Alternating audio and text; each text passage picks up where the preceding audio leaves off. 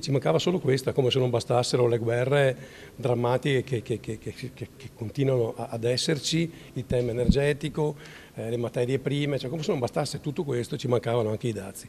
Cioè, i grandi colossi economici mondiali dovrebbero essere agevolatori di processi, non appesantire ulteriormente la situazione che non è delle migliori. La congiuntura economica e finanziaria la conoscete tutti, tutto serve tranne che i dazi. A margine della presentazione del nuovo piano di credito regionale a supporto delle imprese venete, l'assessore Marcato ha commentato l'annuncio di Trump sui dazi al 30% per l'Unione Europea. Gli imprenditori per loro natura hanno bisogno di fare investimenti, quindi di pianificare investimenti e avere un'idea di piano industriale.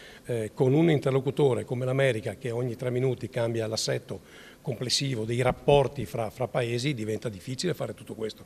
Evidentemente uno deve sapere se l'anno prossimo avrà dei dazi oppure no, perché non è che può prescindere da questo. Ripeto, siamo già in una congiuntura particolarmente fragile. Forte preoccupazione è stata espressa anche dalla presidente di Confindustria Veneto Est, Paola Carronna. Temiamo dei contraccolpi pesanti, ha dichiarato. L'Unione Europea sia unita e ferma. Ma secondo la CGIA di Mestre il Veneto può puntare su 3 aspetti. Noi abbiamo 3 fattori che portano a un po' di ottimismo, soprattutto noi veneti.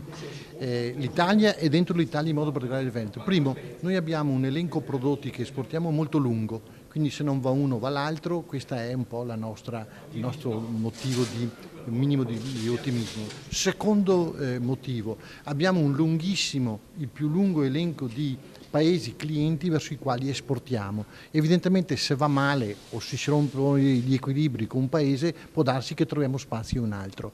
Terzo, anche nei confronti del mercato americano, statunitense, noi abbiamo esportazioni di medio-alta gamma di prodotti.